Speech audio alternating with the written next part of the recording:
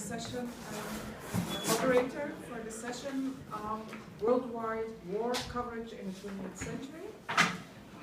And our first, thank you, David. If I may quickly announce, excuse me, the coffee's just arrived. If anybody wants to grab a coffee and tea, I apologize, it was late. Oh, just send everybody out. I'll make this the longest interruption of a moderator in history. Can we have 1 minute to do that? Well, we'll start. Otherwise, yes, okay. Yeah, Just me go stop ahead, now. yeah. You will be allowed in again. I shamed everybody. I'm sorry. Everybody go. It's fine. So, there was another announcement I had to make that the bookstore is open today also from 9 to 1. So if you care to visit the bookstore, it's open.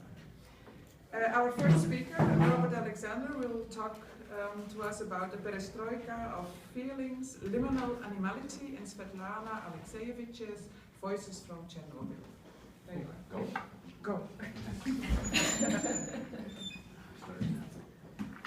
Okay, the accident at Chernobyl nuclear power station near Pripyat, Ukraine on April 26, 1986 resulted in a human and ecological catastrophe of an unprecedented, indeed almost unimaginable, and literally incalculable scale.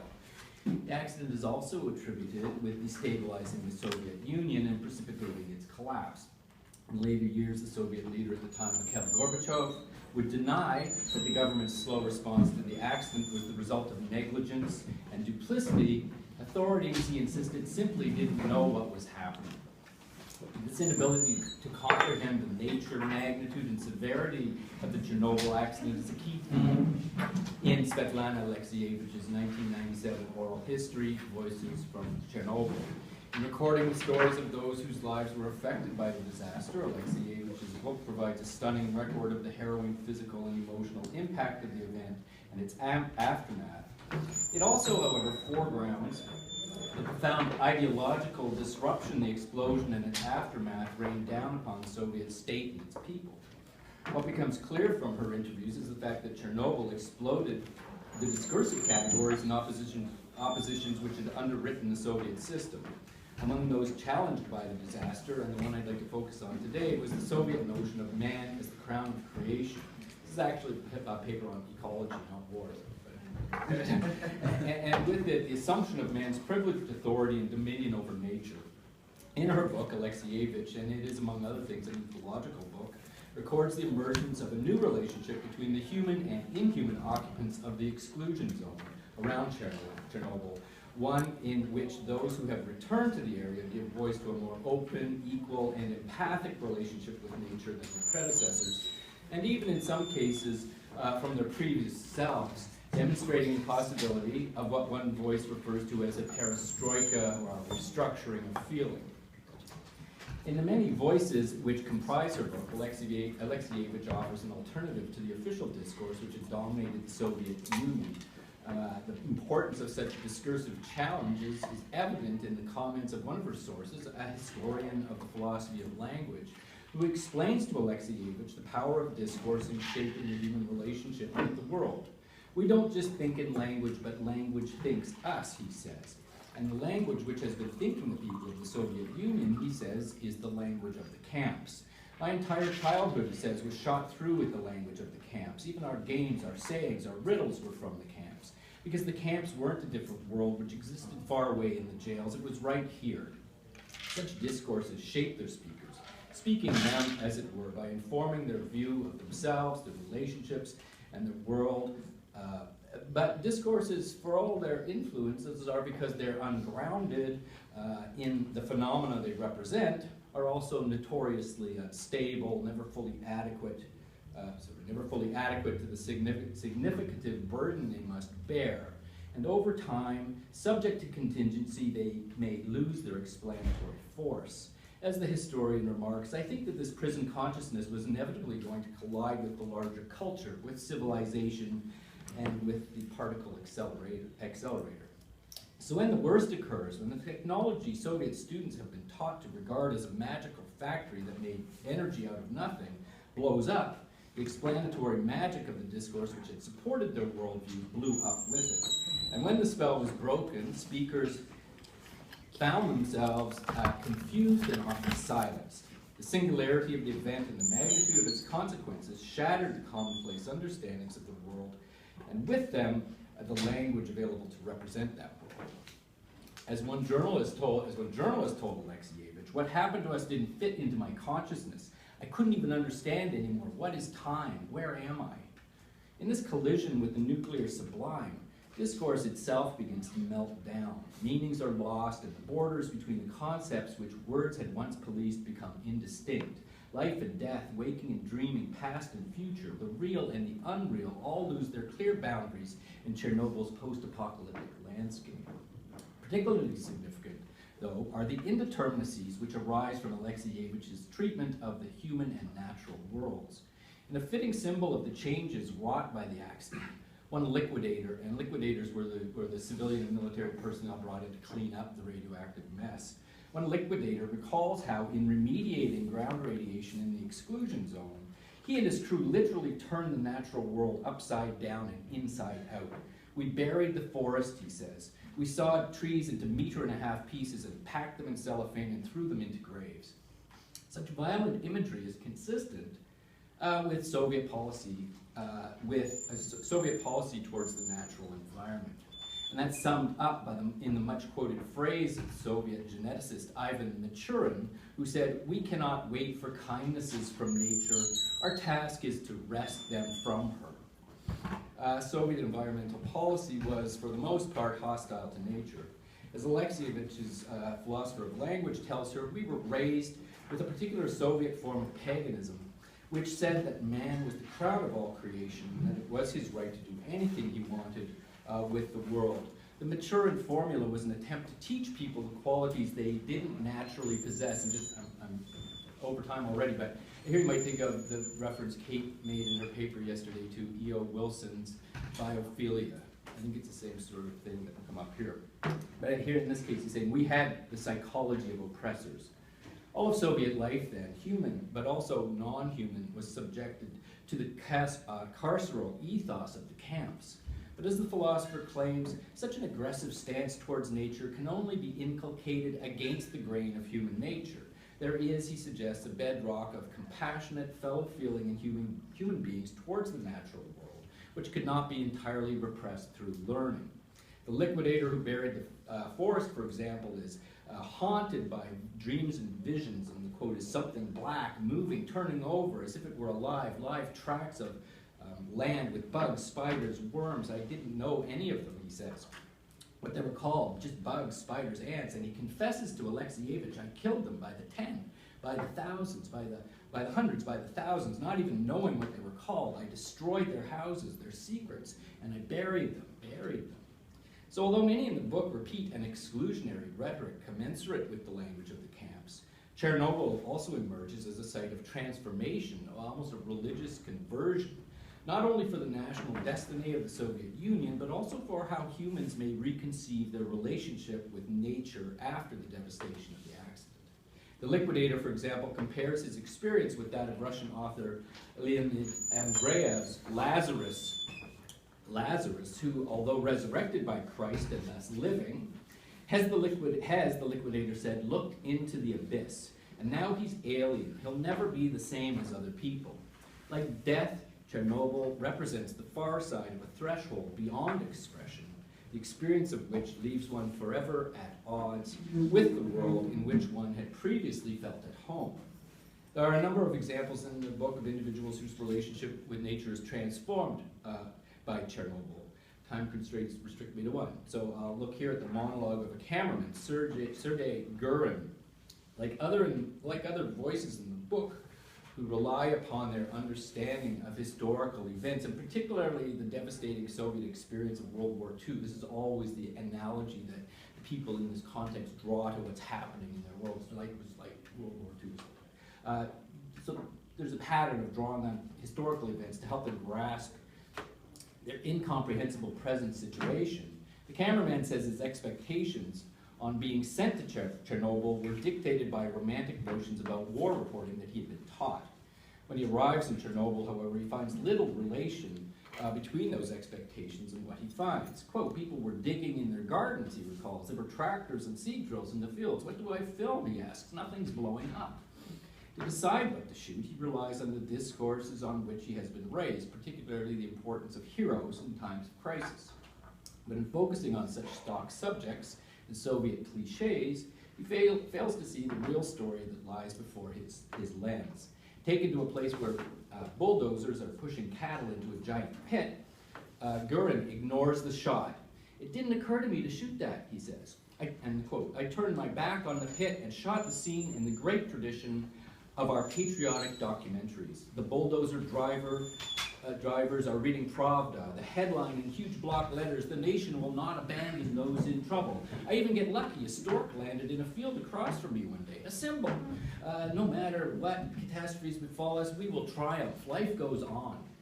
Reminiscent of Soviet avant-garde propaganda posters, the exclamation marks with which that passage ends claim the cameraman's vision is blinkered by a discourse that has little purchase on the current crisis. The cinematic language of the great tradition of Soviet patriotic documentaries forecloses the possibility that he may tell the real story before him, so brutally symbolized not in the stork, but in the unrecorded image of dead cattle being bulldozed into a ditch, and its unequivocal message that life will not go on as it had before. Such blind mimicry is finally undone for the cameraman, he says, by two epiphanic moments. In the first, he experiences a profound disorientation during what should have been an easy shot of a seemingly idyllic springtime scene, notwithstanding the fact that it's springtime Chernobyl 1986.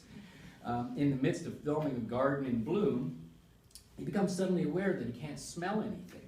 He will later learn that when exposed to high levels of radiation, the body will block the function of certain organs. At the time, though, he recalls sensing that everything around him, he said, everything around me was fake, that I was on a film set, and that I couldn't understand it. What is literally a moment of disillusionment, the cameraman becomes aware of an absence. It is an absence, however, that the medium through which he has been taught to experience the world would not itself be able to register. In this moment, the cameraman's experience of the world expands beyond the stereotypical limits of the great tradition of patriotic documentaries into something more unsettling. The sudden perception of absence is without precedent. He says, I've never seen or read anything like it before, he said, and as he is released from the paradigms of the past, a scene which might once have appeared real now seems fake. He says it's like he's on a film set, but he is on a film set. That's the irony. He's a cameraman, which of course he is. Suddenly, bewilderingly, he sees things as they are. If the first epiphany arises from an awareness of an absence, the second provides the cameraman with the model of something positive, authentic, and real. While accompanying soldiers moving residents out of their contaminated homes, he witnesses a scene in which an old woman refuses to leave with her cat. The cameraman is moved by the woman's heroic devotion to an animal, and this recognition, paired with his new awareness of the falseness of the representations in which he had previously dealt, brings about a conversion experience, which in turn leads to a radical shift in his art. So, aroused to a new level of sensitivity and compassion for the non-human life exploited by but left unrepresented by Soviet man, the speaker imagines a less anthropocentric possibility for his art.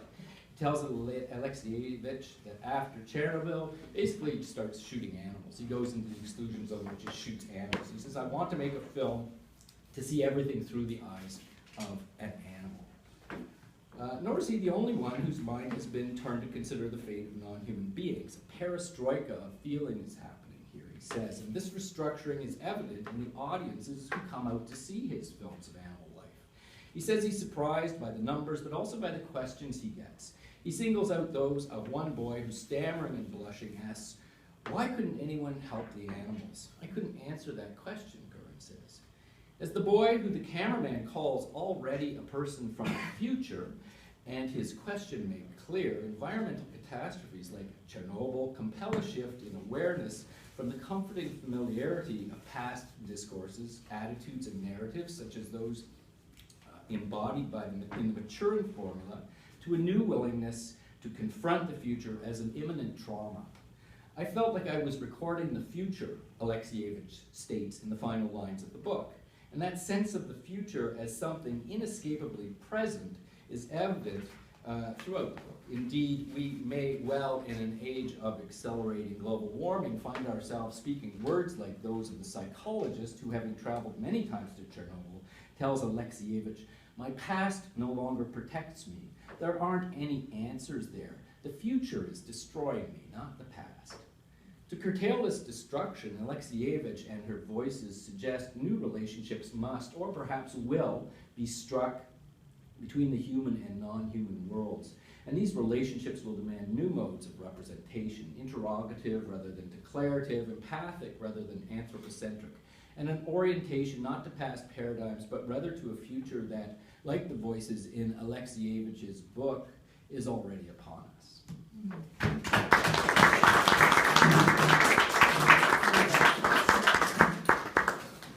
Thank you. Our next speaker is Gerl from Ohio University. She'll talk about Operation Eggnog, Collier's 1951 narrative issue takes on the Cold War.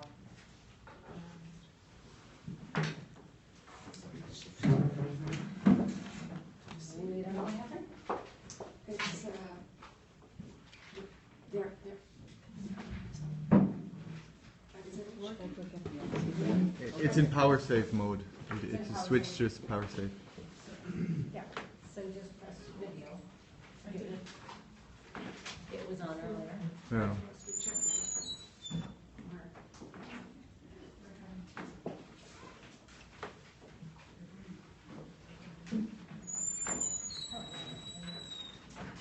On power save code. The only thing you didn't tell us about. The one thing. It's just one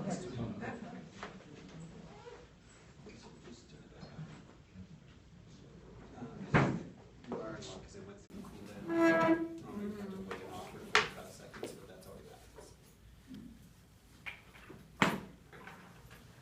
You talk amongst yourselves.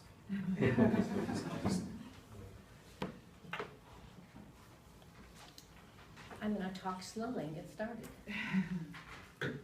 So my name is Gerl from Ohio University in Athens, Ohio, and I'm a journalism historian.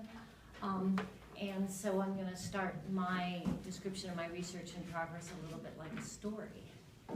So I want to take those of you youngins in the audience back to 1948. Communists stage a coup in Czechoslovakia, replacing its government with one that was beholden to Moscow. The same year, Russians blockaded land transportation routes into Berlin in an attempt to force, they wanted to force the Western Allies to get out of Berlin, basically, starting a large airlift. And in the fall of 1949, Russia detonated the atomic bomb, which they dubbed Joe 1 for Stalin. In 1950, armed conflict broke out in the Koreas, between North and South Korea, and saw the start of American troops becoming embroiled in military conflict with communist troops. Americans' attitudes at this time were changing toward the Soviets, who not long before had been seen as useful, if not difficult, allies. Gallup polls during this time showed Americans feared a nuclear war with the Soviet Union and favored the building of bigger weapons. 68% of those surveyed in 1950 thought the Russians would use an H-bomb on the U.S., and half reported the biggest problem facing the U.S. was the threat of war. The Cold War was on, and Collier's magazine decided to enter the fray. Yeah, it's on. That's not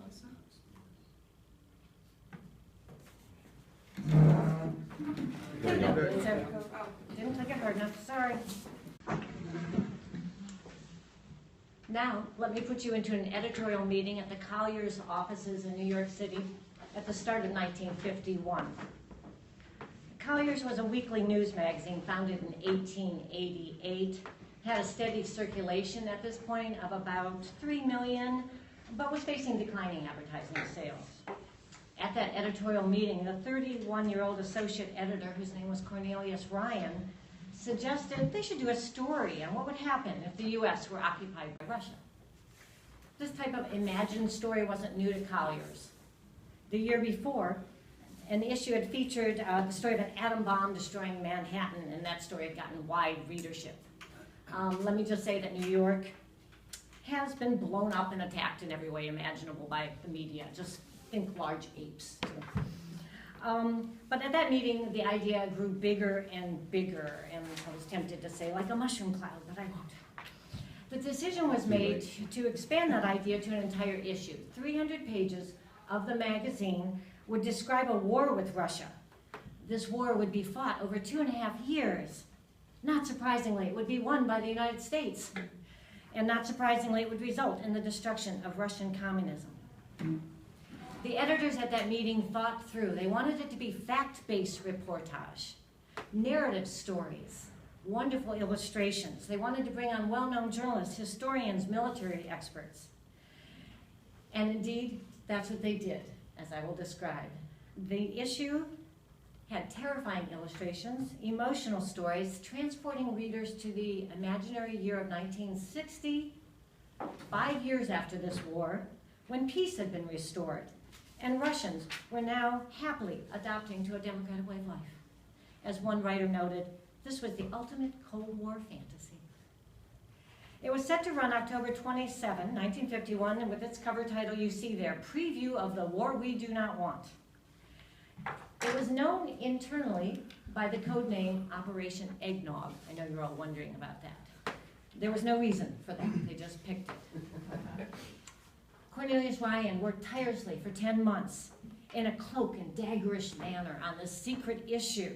He traveled to Europe, across the U.S., lining up writers, gathering info.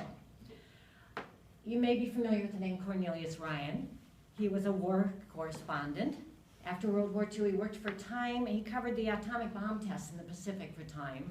But at this point, he was at Collier as an associate editor. He had not yet written his best-selling nonfiction book, The Longest Day.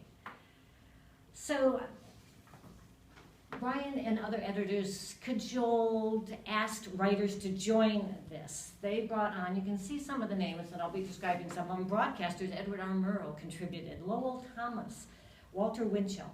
Sports writer Red Smith contributed a story. They had the Pulitzer Prize-winning military editor of the New York Times, Hanson Baldwin, contribute. Margaret Higgins, Pulitzer Prize-winning war correspondent for the New York Herald Tribune, contributed a story. Philip Wiley, a novelist who also was a staunch believer that our civil defense wasn't too good yet in 1950. Robert E. Sherwood, a Pulitzer Prize-winning playwright, wrote the theme article, the longest one. In fact, he asked for more than his original $3,000 when his manuscript tripled in length. Senator Margaret Chase Smith of Maine wrote a piece. Cartoonist Bill Maudlin was convinced to bring back his World War II comic strip characters, Weary Willie and Joe, for this issue. I've studied editorial correspondence, which is available at the archives of the New York Public Library from this publishing company, as well as the Cornelius Ryan papers, which are at Ohio University, which is a gold mine for a historian, right, in your back door. Those papers held nothing about this issue. I was so excited, right? I walk across the college green to find archives for Cornelius Ryan, and they had nothing about this issue. But my methodology was archival research and textual analysis of the issue. But the editorial correspondence is fascinating. It shows all their letters, what they would pay the writers, them strategizing. How should they start this war? How should they deal with Tito being assassinated or maybe not? Should they mention that Europe is dispensed with in 3 days, or would that make the Europe allies mad? Could they convince Winston Churchill to pen a story? Many, many drafts of letters to Winston Churchill, who declined. In all, the magazine would spend an extra $40,000, this is 1951, on its writers for this issue. They would sell double their normal advertising, and they would print an extra 500,000 copies, up to 3.9 million. Particularly interesting to me, the correspondence showed the editor's thinking about what the story's tone should be and the need to employ concrete facts as well as sensory details, character development, and those other literary techniques we've been talking about all week. The issue intro notes, and let me just hit this a little harder so it actually flips, shows a little bit that the war was going to be hypothetical for sure, but they said the writer's description contains no careless fantasy or easy invention. Motives were patriotic, according to Frank Luther Mott, a famous magazine historian, but the letters I read suggest hawkishness and other motives.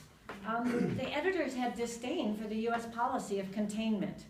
That was a long-term strategy to contain communism. The editors favored conquer communism once and for all strategy. The letters indicate they knew they had a propaganda role in this issue. And the letters indicate that the U.S. State Department unofficially supported the issue. This quote shows that the editors and writers lacked a certain humbleness. One might call their hyped-up goals just a tad arrogant. We believe it's the most important single issue that any magazine has ever published. Robert Sherwood, the main writer, told us it's quite conceivable it may have effect on the course of history.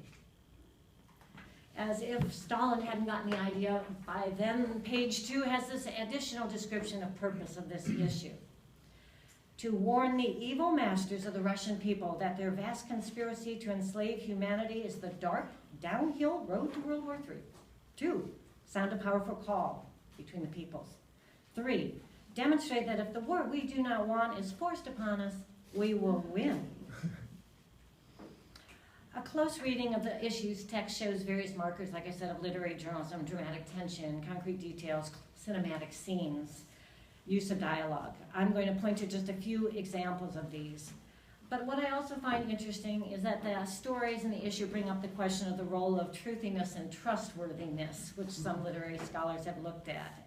Anjanette Weiss has argued that truthiness plays a role in hybrid texts, which this obviously is, forcing the reader to consider the distinctions between these categories of truthiness and trustworthiness in an effort to say something true. Robert Sherwood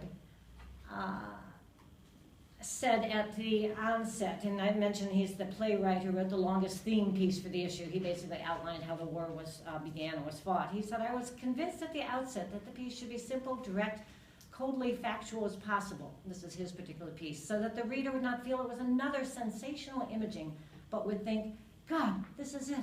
This is precisely what can happen.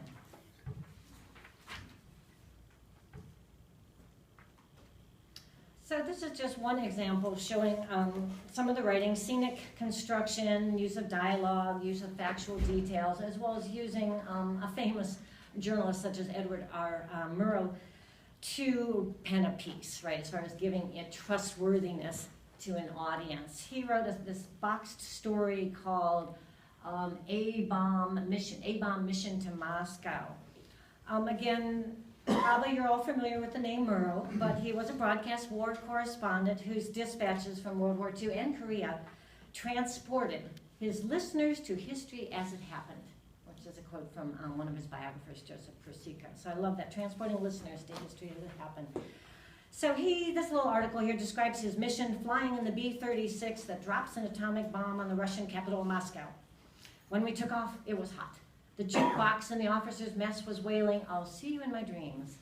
Ground crews gave us thumbs up as we rolled. He goes on, and I'll read. The navigator said, enemy coast in 10 minutes. The aircraft seemed to shrink. The whole crew tensed. The guns were tested. Time ceased to have a meaning. The sun was deserting us, and the flak, blue and green, not red, as it used to be at night over Berlin. We saw red tracers lancing the dull sky. Something started to burn and slide toward the ground. It was so slow and obscenely graceful. In this article by Margaret Higgins, she writes about the women of Russia. We see the use of first person. She describes her own feelings about seeing the scene of devastation. She develops a character of Marina, a Russian woman who's symbolic of the Russian ordeal of the last 43 years. Higgins wrote, well, you can read that probably. The children thronging the streets could have come straight out of scenes etched in my memory from Korea. Hundreds of them, their legs like drumsticks, supporting little bellies. This is a little puffed grotesquely by hunger, swarmed around our jeeps begging, grabbing for rations, and then scurrying away to drop their loot.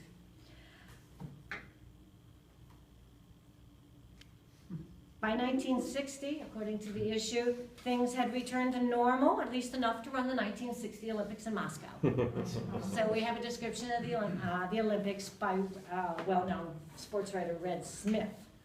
The last example is actually from the novelist Philip Wiley, who wrote a short story, but I wanted to include it. It's a love story between a U.S. engineer turned major who's reconstructing Philadelphia. He falls for a Russian locomotive engineer, now in the U.S. on a reciprocal educational process so she can learn about democracy while she helps rebuild Philadelphia. Were you ever in love, Tanya asks Bob. He says, quite a little and for a long time, but the girl I loved turned out to be sort of a coward, I think. Tanya, I think I'm falling in love with you. Is that all right?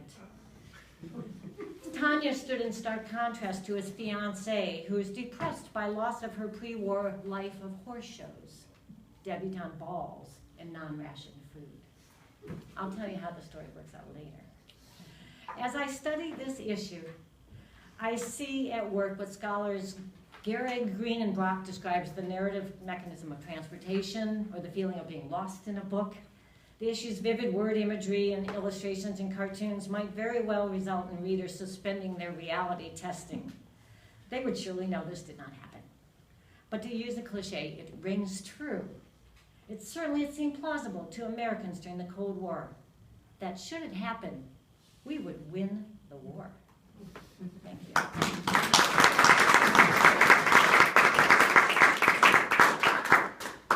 Thank you, Ellen. Our third speaker is Monica We have Martinez. to switch to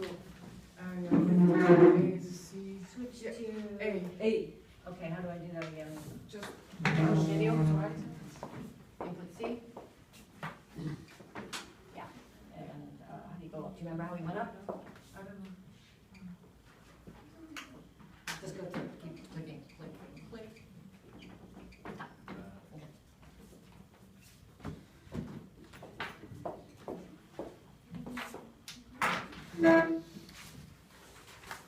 See, There we go. we're good. We took our lesson well. It's not easy to speak after Bob and Helen, is it? Can do that fast. So now I invite you to go to my country, Brazil, and it's a work in progress, so any suggestions will be mostly appreciated. I will be talking about Patrícia Campos Mello, and we have this tradition also on writing about war. We have examples. I selected 3 examples here. The first one from the 19th century, Euclides da Cunha, Os Sertões. It was translated in 1944 to English as The Backlands, and it's considered the seminal book on literary journalism in Brazil. A second example is José Milton Ribeiro. He lost his left leg on Vietnam when he was covering there for Revista Realidade, which until today is considered our golden example of literary journalism for a few reasons, including financial resources. They had a lot of money. The journalists there were extremely well paid, and they have time to do what we Brazilians do best, which is being kind of irreverent and making these experiments to write about. And the sound is? It comes from up here. Okay. It's for the war sound? Yes. We've had a problem with this room all week. Okay. But José Milton Ribeiro was on war, was considered one of the finest pieces on war in Brazil. And I have started thinking about all the other war correspondents in Brazil, and it happens that most of them are men, and we are familiar with some female covering in the world. So I was really surprised and happy to find an example of a woman, Patrícia Campos Mello. She works now for Folha de S.Paulo. It's our largest daily in Brazil. And she has this previous strong, solid career. She has been the correspondent for the Estado de São Paulo in Washington. And she has been in Folha de São Paulo since 2011 as a feature writer. We call there Repórter Especial. She is also the daughter of Hélio Campos Mello. And Hélio Campos Mello, it's interesting because he's the director of our magazine Brasileiros, would be kind of the Realidade, an attempt to be a Realidade magazine in these days with less money. But he also have been a war correspondent. If you see there with William Vaak at the Baghdad, so in the Gulf War, and almost a tragedy happened with her father there, with Hélio Campos Mello, because they were kidnapped and almost they were dead there. So Patrícia, she was doing this international cover, and then there was the Syrian war, and at 2000 we had this photograph and this event that shocked the world. So she decided to go there and make in-depth interview to cover, and she talked to the grandparents of the Alan Kurdi boy, and she wrote actually 6 pieces of for this time. And so the aim of this research is to investigate the gender issues related on Brazilian women reporting war.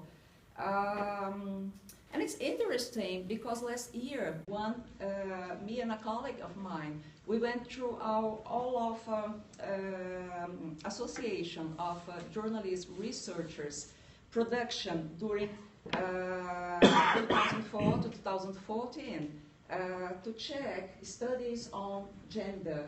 And it was amazing because we have found only 7 papers so far. And most of them, they do not have solid references on other fields of knowledge that are studied it for a long time. And if they do, they use references that are not really considered solid in the field, such as Bourdieu, that was written by a man, and this sort of thing. So only one we could say had this fine literature reveal.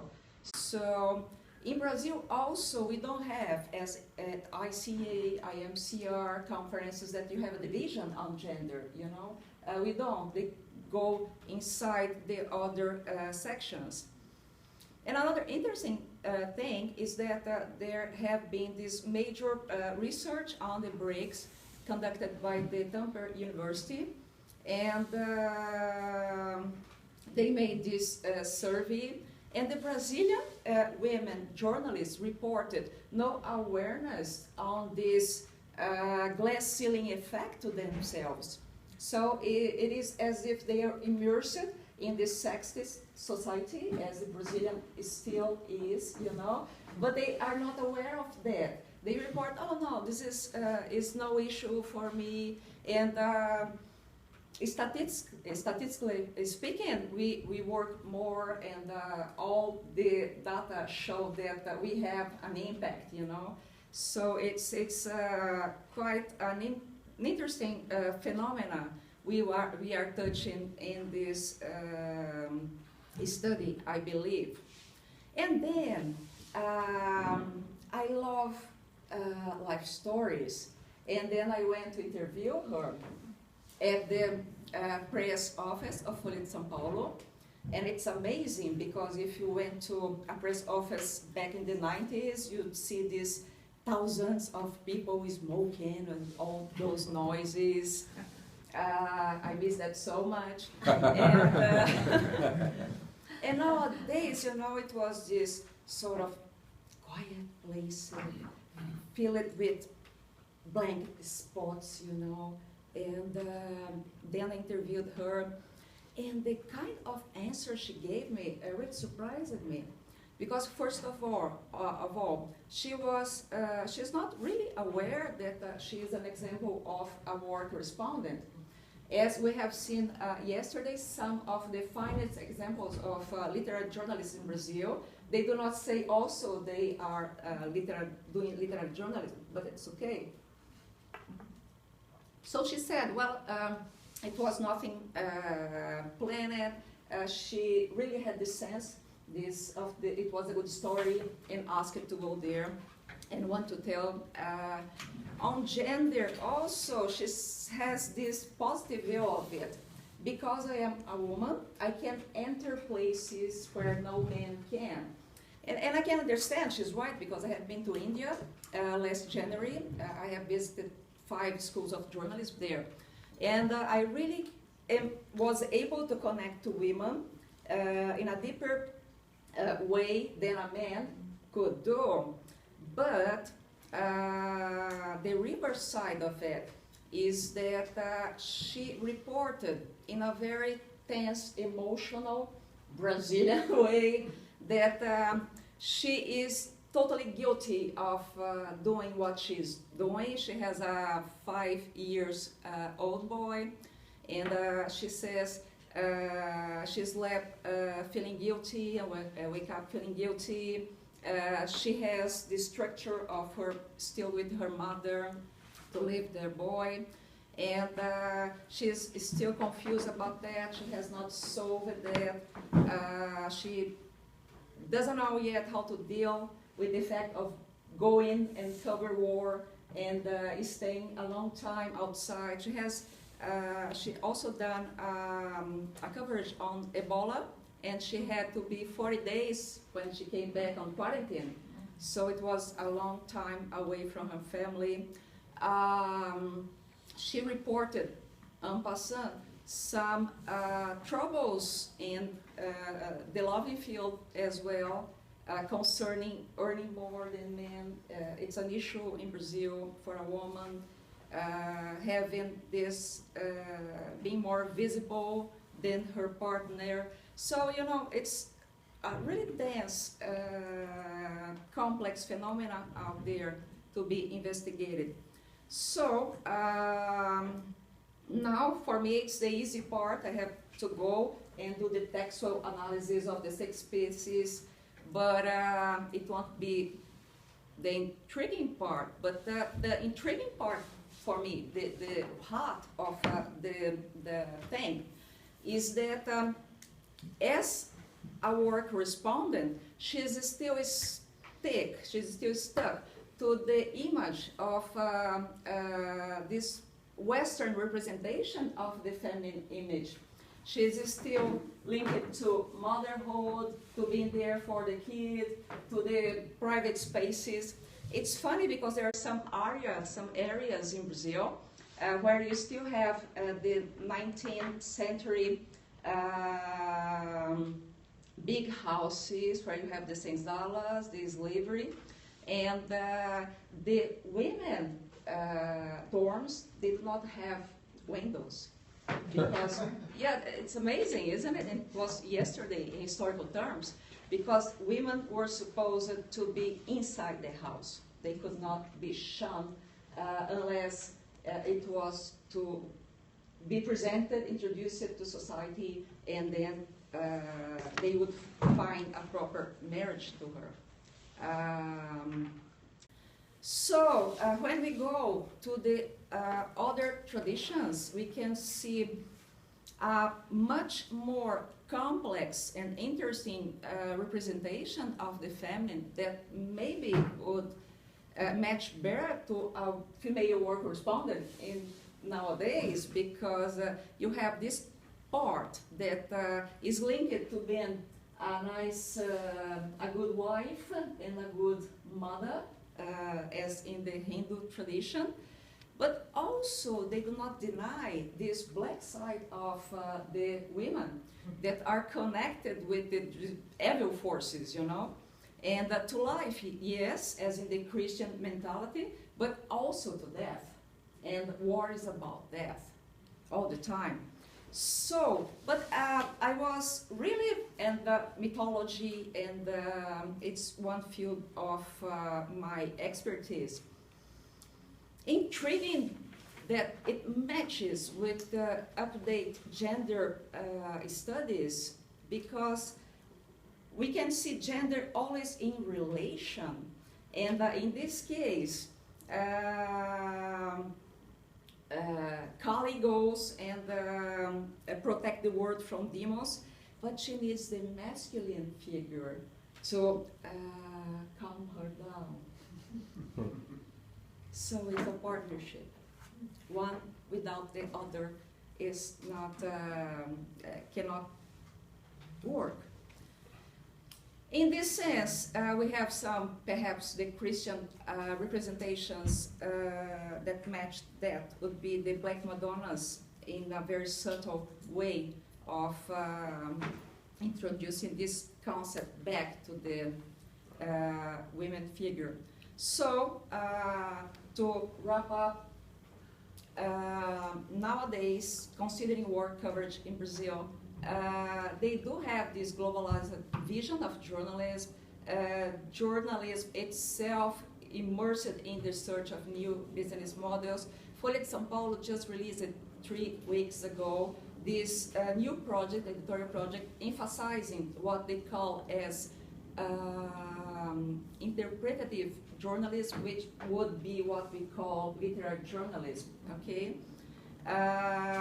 And also pointing to the tensions between feminine and masculine social roles in a society, in a complex society as the Brazilian one. I think that's it. Thank you so much.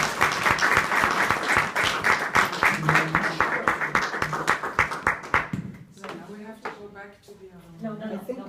we're. No, we're okay, yeah. Sure. Yes, that's I will see. See, cool.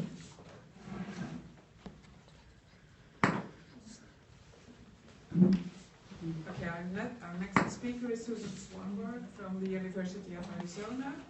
She'll talk about writing while under the influence, John Hersey, and the writings of Hiroshima eyewitness John Scenes. And I have this part on this. We're still connecting here. There it is.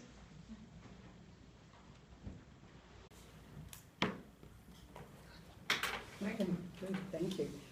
At first, I wanted to say that I think the New Yorker would beg to differ with your magazine about the importance of the issue. Arrogance versus arrogance. Yes, exactly, exactly. So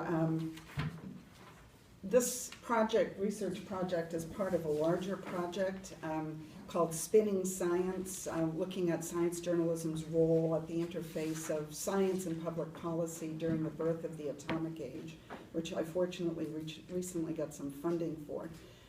So it examines the work of 3 journalists whose writings impacted the Western narratives regarding the atomic age. Quickly, the 3 journalists are William Lawrence, Marjorie Van de Water, who worked for the Science Service and wrote about propaganda, and then John Hersey, who we know very well as the author of Hiroshima. And of the 3, he's the only one who can rightfully be called a literary journalist. So I'm focusing today on John Hersey. And this presentation examines the genesis of his atomic bomb narrative and places his sourcing under a microscope and identifies possible issues with his sourcing that don't appear to have been recognized previously in scholarly literature about his work. Now, at the time of his death, the New Yorker wrote, "If ever there was a subject calculated to make a writer overwrought and a piece overwritten, it was the bombing of Hiroshima. Yet Hersey's reporting was so meticulous, the sentences and paragraphs were so clear, calm, and restrained, that the horror of the story he had to tell came through all the more chillingly." Well, I'm going to suggest that there might have been influences on this style that we haven't discussed previously that impacted how he told the story. And just a little bit about the genesis. In About Town, Ben Yagoda writes that William Shawn was the one who suggested that Hersey should write about Hiroshima. And it was on the way to Japan to research the story. Conventional wisdom says that Hersey was confined to sickbay, and he read The Bridge of San Luis Rey, and decided to use some of the structure and the plot devices of that work, which was a novel, to create his story about Hiroshima. So there are obviously some similarities between the two works, The Bridge of San Luis Rey and Hiroshima. You know, the succinct yet dramatic introduction, the focus on a handful of disaster victims, the use of dialogue, and also a priest as a central character. These are not all the shared plot devices, but just some of them. There are also differences between The Bridge and Hiroshima. The Bridge is obviously fiction. It's a lot richer in metaphor and lush language and exaggerated character sketches, whereas Hersey's work is primarily unadorned reportage. In The Bridge, it's an accidental disaster. In Hiroshima, it's obviously caused by human agents. And where I'll be focusing is on the characters. In Bridge, they're fictional characters drawn by the author, brought together by fate. And Hersey's characters, or sources more properly, are not representative, which Josh already spoke about in his presentation. But how were they chosen? How did he choose his sources? And by whom were they chosen? That's one of the things I'll look at. So Hersey, the son of missionaries, was also, I maintain, influenced by a report on the Hiroshima bombing written by a German Jesuit priest, Father John A. Seams. There are many versions of his eyewitness statement, and in one they give his middle initial as B, but it's the same person. So his accounts were published in Time magazine, the Bulletin of Atomic Scientists, Jesuit Missions, which was a magazine of the Jesuit order, and also, interestingly, it was published in the Manhattan Engineer District's book about the atomic bombings of Hiroshima and Nagasaki, which has interesting implications. So Father Seams was a professor of philosophy at a university in Tokyo. How he ended up in Hiroshima was after Tokyo was bombed, he moved his philosophy students to a novitiate that was about 3 or 4 miles outside of the Hiroshima city center. He experienced the bombing, though he was somewhat protected because he was at a little bit of distance, and its aftermath. And he wrote this first-person eyewitness account of which, as I've already mentioned, a number of versions exist. After the bombing, he was injured slightly, but not seriously. He and other priests went down to the mission building in the city center to bring back priests who were more seriously injured. Father Kleinsorge, who's written about in Hiroshima, was one of those priests.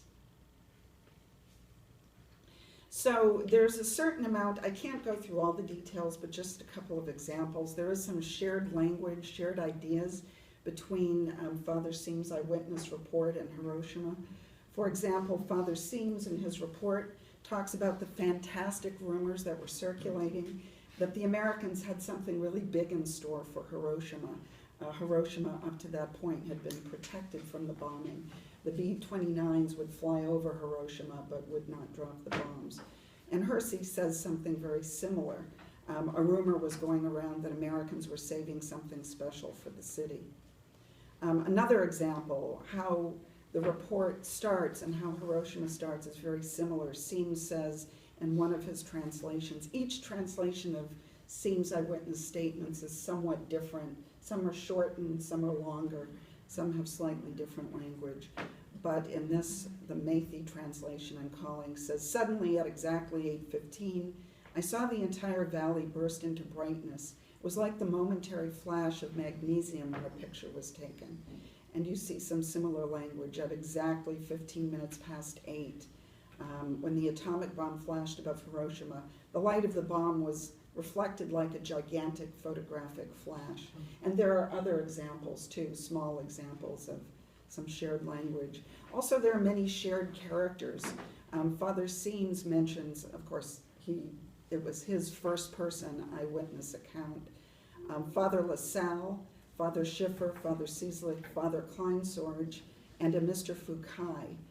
So all of these characters are shared and mentioned in both the Eyewitness report and Hiroshima. Just in reference to some of Josh's comments, which I paid attention to in his presentation. He, of course, said Hersey's point of view was limited, omniscient, and the text's flat affect decontextualized and heightened the drama. And there was a certain mathematical specificity of numbers, how many people were injured, how many people died, what were the distances between the different locations in the city. And all these details, said Josh, garnered the reader's trust. And he also said that Hersey's plain style was a political choice. There were a lot of similar mathematical details in Father Seam's rather intellectual, removed report, even though he was right there at the time. He talks also about distances, about numbers of people injured, numbers of people killed. So makes me wonder, if in fact his style was a political choice, were there any other political choices that he made, rather whether witting or unwitting in the writing of his story? Hersey was obviously very taken by Seam's writings. As I've already mentioned, he used many of Seam's peers as sources. He wrote about some of the same incidents, adopted some of Seam's descriptive elements, adopted Seam's very spare, detached style. And interestingly, and this I discovered actually, she's not here, but there was someone in Josh's talk who mentioned that when Hersey autographed his books, he would use a certain phrase, which was actually Father Seam's language. The crux of the matter is whether total war is justifiable even when it serves a just purpose. And he says from Hiroshima, pages 117 to 118. Those were the words of Father Seam's, which Hersey so closely identified, it suggests a real, almost subsuming of Seam's eyewitness reports. Hersey does acknowledge Seam's in Hiroshima. He says Father Kleinsorge and the other German Jesuit priests, who as foreigners could be expected to take a relatively detached view, often discuss the ethics of using the bomb. One of them, Father Seam's, who was out at Natsuka at the time of the attack, wrote in a report to the Holy See in Rome. And this is a lot of text here, but he basically, Father Seam's, in several versions of his report, discusses the morality and the ethics of the bomb, and he says here the crux of the matter is whether total war is justified, which is the same quotation that Hersey often used in his autographs. And there again is the... So the question I'm asking, and this is a work in progress, so I have a lot of questions, a lot of research to do, a lot of archives to look at. How did Hersey find Seam's? I believe that Seam's was his entree to Father Kleinsorge. Well, interestingly, Father Seam's, in addition to having his eyewitness reports published in a number of venues, also appears in The Atom Strikes, which is a propaganda film produced by the War Department after the bombing of Hiroshima. And it describes in great detail the damage done by the bomb, distances and lengths of shadows left by the bomb. And Father Seam's appears, and he reads much of his eyewitness report and recites that important quotation, part of which Hersey used in his autographs. So, just a little footnote, Father Seam's, interestingly, you couldn't make this up, he died at the age of 76 on August 6, 1983 in Gora, Japan, on Hiroshima Day. I'd seen this in newspaper reports, but wanted to verify it because it seemed almost too unreal. So I contacted a Father Francis Brito with the Society of Jesus in Japan. He was a younger colleague of Father Seam's, a new Father Seam's. And he knew little, or would report little, about the circumstances of his statements. I wanted to know which statement came first. Was it the one published in Jesuit Missions, the one in Time? He could tell me very little about that. But he did say, Jesuits, I hope you know, have a habit of writing memoirs and sending a copy to Rome for the archives. So basically, what I suspect, and I didn't have time because this is a short presentation to go through lots of examples of the writing and how they compare. But what I suggest is that very spare style that Hersey used was adapted somewhat from Father Seam's first-person reports, that it wasn't entirely Hersey's own idea to do that. And perhaps the nature of Father Seam's eyewitness report as a Jesuit priest who wrote memoirs, he also may have been suffering from what we now call post-traumatic stress disorder. As a matter of fact, there are newspaper reports that I have yet to verify that suggest that several years after Hiroshima, Father Seams developed bipolar disorder, and it limited him somewhat in his career, though he did write a very important academic work about the government in Japan. So in any event, I just wanted to present this preliminary research about additional influences on Hersey in his writing of Hiroshima.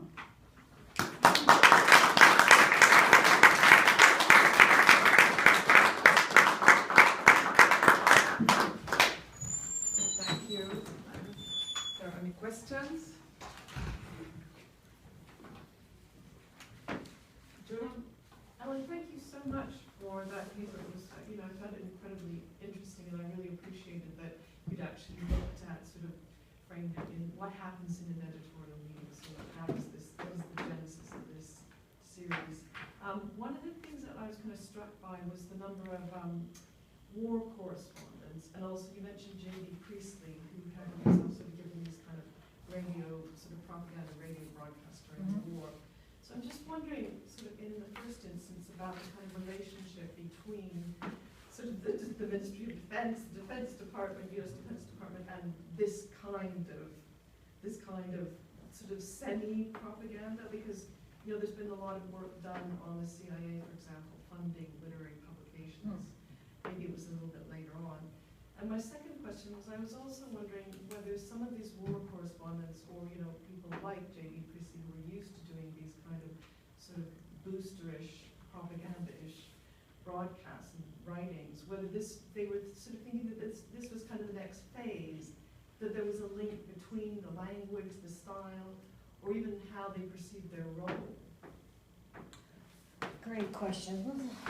So the State Department question first. The references I see are from editors, and both Cornelius Ryan and the next one up, Gordon Manning, saying that they'd had meetings with the State Department. And what they seem to do is use this unofficial approval to help bring on some of the writers, or to puff up a little bit the fact that they didn't have to worry, the writers didn't have to worry about censorship, which had been a problem with some earlier nuclear narratives, that this was all okay by the government.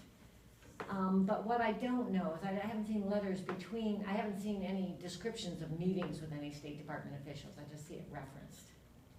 So I'm not sure about it, I don't have any names, so I don't know how close it was. The second question about Priestley and others, that's an interesting tack I'd like to take to see where some of these writers, and if they did other instances of it. One thing I'm trying to track down that interests me is one author has said that Edward R. Murrow is later to have stated that he regretted having participated in this charade. That particular author didn't cite his sources. So, and I haven't been able to track down where he got that nugget. And I've been pouring through those biographies of Murrow, which are many, to see if anybody else mentions this. I haven't seen that, but that interests me a little bit. Like the journalists giving up some of their credibility by doing something like this, how did that affect them, particularly their correspondence? So I don't know if others went on to do this a lot, but I do know that nuclear narratives and the bombing of things was popular. My interest had, and this had begun because I was looking at something from 1959, story that blew up St. Louis and was picked up by 49 U.S. magazines and papers. I started with that and then found this issue and dropped the other story. What was the actual response to the edition? I don't have a response. The next issue of Collier's does not show any reader comments, which is annoying. However, Time magazine did print a short article about this issue, just very short, in that week after it came out. And those comments, which I probably have here somewhere, of readers, there were only 3, but they were negative. There were some people saying, these are smart people, smart men at Collier's, and what are they doing this for? And the comments were flippant and said things like, this eggnog was hard to swallow. Yeah, but that's only 3 comments in Time magazine. But thank goodness they're negative, really. I mean, Yeah. it's Unless you're the editors, then you'd like to see, it's you're just right. extraordinary. I mean, I could almost not believe what you were telling me in the cover. And interestingly, you said that you was using literary journalism technique, whereas what we usually say is we borrow from fiction, and it was fiction, so really they were just using fiction. Yeah, I know, and so maybe I shouldn't even be here, but I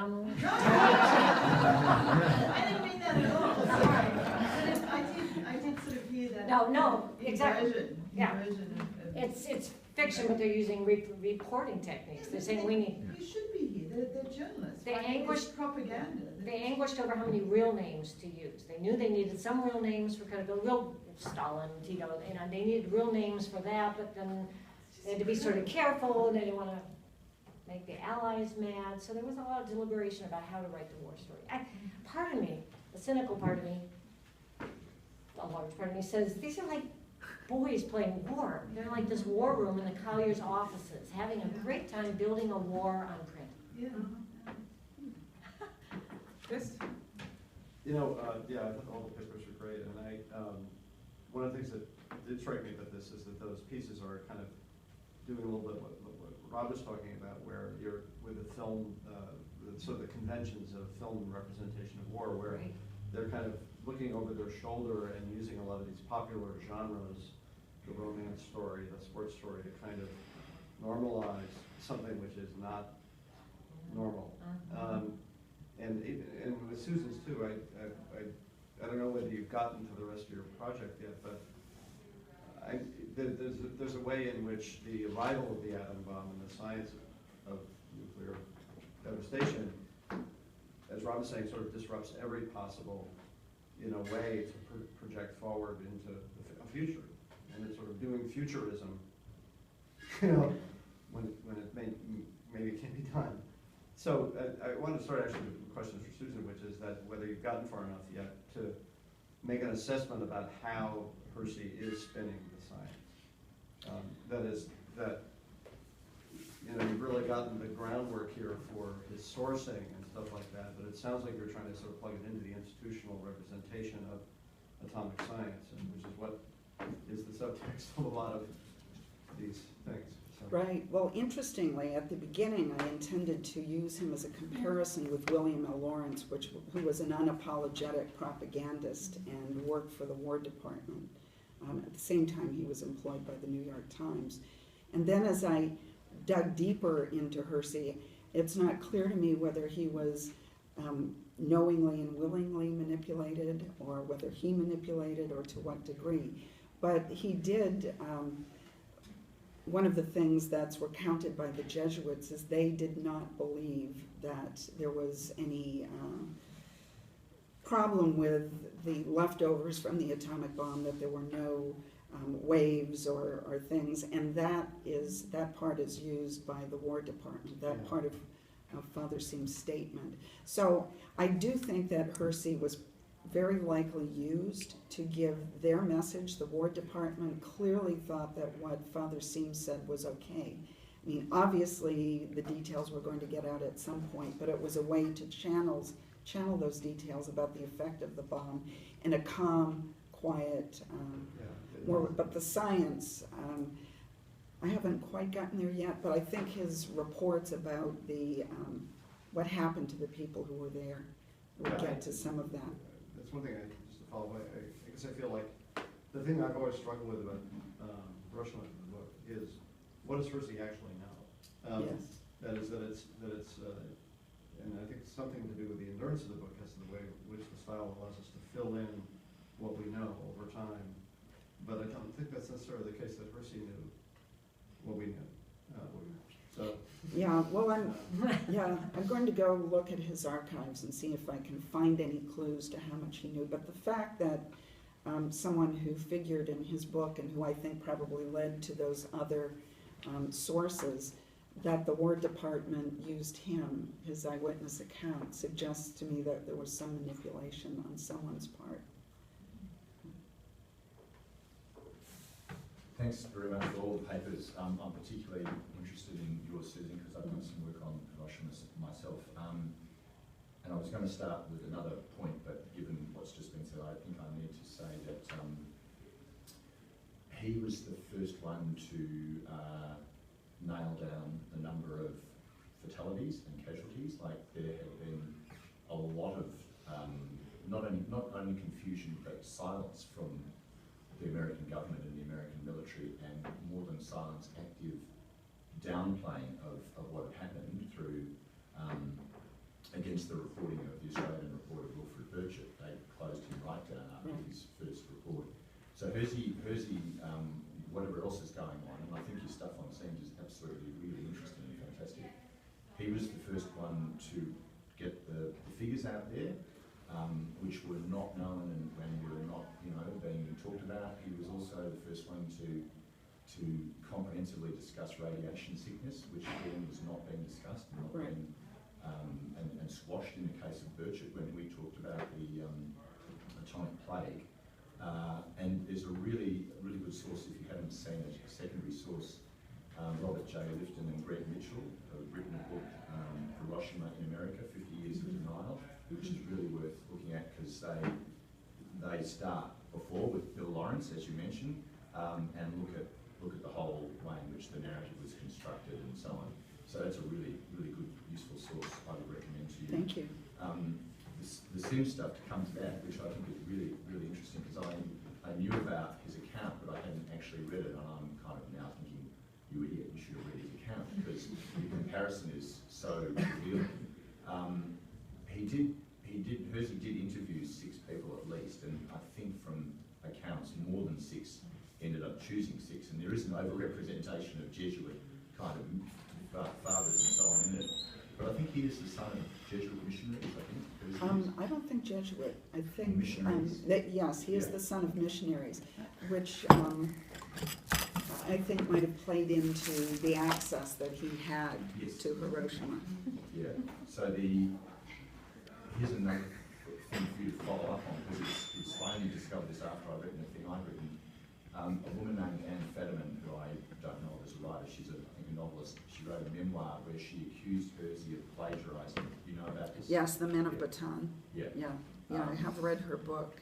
Yeah, and so he did a big mea culpa about that, and but there appears to be a kind of a pattern emerging where he was doing more of that kind of conscious or unconscious lifting of other people's work.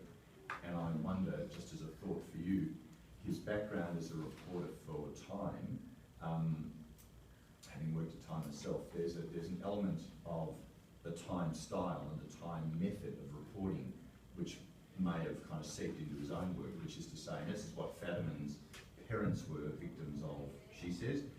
The poor schlub in the field who does all the reporting for Time sends it into head office, and the rewrite person in head office just does the override and gets the byline. And the correspondent says they're lucky if they can identify 4 words in their original notes, even though they've sent in several thousand words.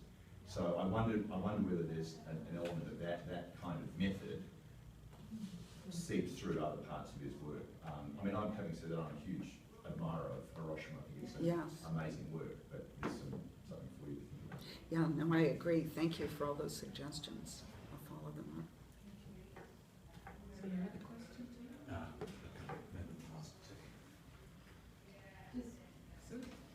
Rob, I was living in London at Chernobyl, and talking about sort of early Anthropocene. The sort of horror, this isn't really a question, it's a comment. We heard, obviously we read about Chernobyl, but then there were the after stories that the wind was bringing the radiation just to Lincolnshire and Norfolk, and if you eat cheese or drink milk from the cows that are eating the grass. Do you remember that? Were you there in London? It was actually in Germany. Okay. Brussels. Yeah. So, and this sort of sent chills through everybody. We all believed it, and that the wind would keep blowing this radiation, and something about the cows. The cows eat the grasses, and then we drink the milk and that's it, all over. It's going to eradicate Britain. So I was living in Toronto at the time, and the Toronto Star, the stories of, World War III declared, the QEW highways jammed. This is how Toronto sort of reflects narcissistically on the world. And I remember going down to the lobby of the apartment we were living in at that time. It was like, nuclear disaster in Ukraine, and there's this picture of the globe with this big red arrow coming over the pole at Toronto. So the reporting was all parochials, wherever you live. But if you look at the science and the studies that keep coming out, everybody got a dose from that. It's particularly everyone living in the northern hemisphere. And in a longer version of this paper, I go through all the horrific details. So it's not like there isn't. If you had babies as well and you were breastfeeding, that were as well. It's just everyone is gone. Well, in the 1950s, I did research on an environmental program in St. Louis because the mothers were worried about the milk. Yes. And they started a testing program to test the teeth, the baby teeth of children, and they did find that strontium-90, which is a radioisotope byproduct, was uptaken into the teeth, was taken up into the teeth. So there was worry during the above-ground nuclear testing in the Midwest of the U.S. because of wind patterns. So there was something to worry about. I worked recently on a piece of, not literary journalism, but reportage fiction. The first novel that reads and that uses reporting techniques. It's a very flipping, and it's basically a fictional story by Elisabeth Fillol, La Centrale. And the fiction is about this maintenance worker doing a dirty job in the plants and being subjected to over-radiation limits. And all of a sudden this person becomes radiated. But the end sequence has a lot of correlations with some of the discursive moves you talked about. The end sequence is about this radiation worker who can no longer work in the nuclear industry, so can no longer be meat to sell in order to maintain. And this person stands on the beach and looks at the beach, and what should be really a stroll becomes this awareness of this post-human geography. And so the sequence at the end is that it's this stroll with this consciousness of the wind pattern and two things: reporting of analysis of the wind pattern at Chernobyl arriving at the same time. So this notion of the future being already there, but actually being there in terms of the narrativization of what happened at Chernobyl was really quite, it was quite echoing what was going on in It's certainly a theme in this book, and I think it's a theme in eco-criticism as well. Sort of temporality in history, the strange leveling effect that that thinking about the Anthropocene has on history and the future. There's a book out called Trauma is Always Something That's Related to the Past, and what people are trying to think through. What if the trauma is and one that's anticipated? How does that work out psychoanalytically? Someone else want a question for Mike? I just want to say to you, the question about a female war correspondent feeling guilty about her children. Do we ask male correspondents, if they feel guilty about their children, being away from their children? It's a good question, because this research was really about women correspondent, because it's, my hypothesis is that they feel the same, but in a different way. So. Yeah. I really like to think so. Because you know what, I have been talking to some colleagues here, and whenever they are too long away from home, they start missing their families. So it's the same phenomenon. But it was not part of this research. Yeah. But just occurred to me when you said that I wonder if men say that too, male correspondents. But I was surprised by the intensity that she declared it. And we were in the middle of the press office, It was not a holy setting like a psychotherapy section, Work. Yeah, but she claimed that, and then she kept looking, sometimes to see if some of their colleagues were around listening. She confessing it was so intense and she felt so guilty. So it was a major issue for her. I was surprised to listen to that. I mean, it makes sense, doesn't it? I understand it. And she's 42. So she's not that young, but not But she must have young children. 5 years old, a boy, yeah. Let me just comment that her paper made me think about Margaret Higgins, a female war correspondent celebrated, had traveled all over the world, covering war, being asked to write the article called Women of Russia in this issue, when you think about that. And it's I wonder if she thought about it at all. But if they're probably sitting around their office, couldn't think of anybody else who could write about women in front of Margaret Higgins. Actually, Ellen, one of the things that I observed was I almost got a sense of longing, you know, that there was almost like this kind of nostalgia for being a war correspondent and kind of that time when, you know, what they were doing was so vital and so important. And I just had a sense of them sort of reimagining themselves in, you know, the next conflict and sort of doing that job all over again. And it sort of reminded me of, actually, Nadia and I were talking about this book last night. There was a British war correspondent called Anthony Lloyd, and he wrote this book called My War Gone By, I'm Mrs. So. Huh? And he's actually talking about the way in which war correspondents get sort of addicted to going That back. makes some sense. And I thought it was a really brave and really honest book, because he's actually talking about the pleasure that he gets from something which should be abhorrent, and how it becomes, that becomes real life, and then going back home, the domestic, is the thing that is filled with conflict and difficulty for him. Yeah, that's great. You know, it's interesting because in Brazil, due to our geopolitical location, we are on the southern hemisphere, conflicts have to be very intense to have such an impact there. So the first example of Euclides da Cunha was internal conflict, then it was Vietnam, and now it was Syria. So, but José Hamilton Ribeiro, the one who lost his leg at Vietnam, he is one of the war correspondents. Sergio Dávila is his in-law, and when he was asked to go to cover Baghdad, he asked advice for José Hamilton Ribeiro, and José Hamilton Ribeiro, well, if you don't say yes, why would you be considered a feature writer? So you should go and cover.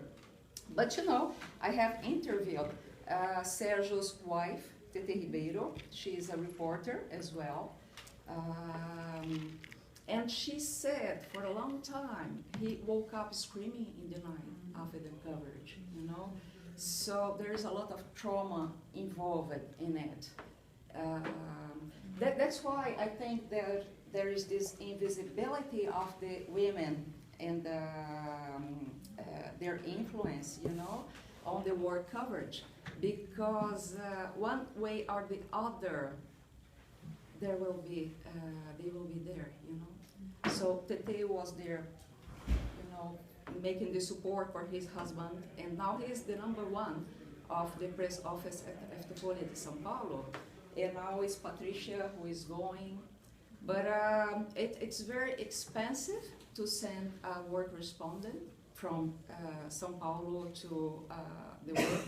So what they do is sometimes they try, just like in this example, they have this invitation from the Turkish embassy to go there, cover some event, and they make reference to that in the report, you know. They traveled invited by the government, and then she took this short flight to Kobani to make it possible to cover. So it depends a lot on the interest of the reporter to go there and do it. And it basically, you know, most of you have been listening here about Eliane Brum, who is our shining star of literary journalism in Brazil, and she does the same. She has, you know, convinced to, you know, really make an effort to make her stories.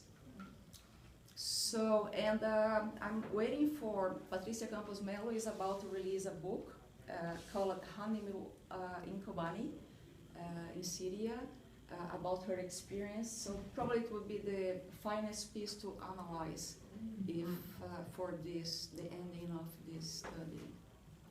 Well, there's time for one more question. Did you have a question, Sue? No, I've asked too many. So maybe there's time for coffee now? Yeah.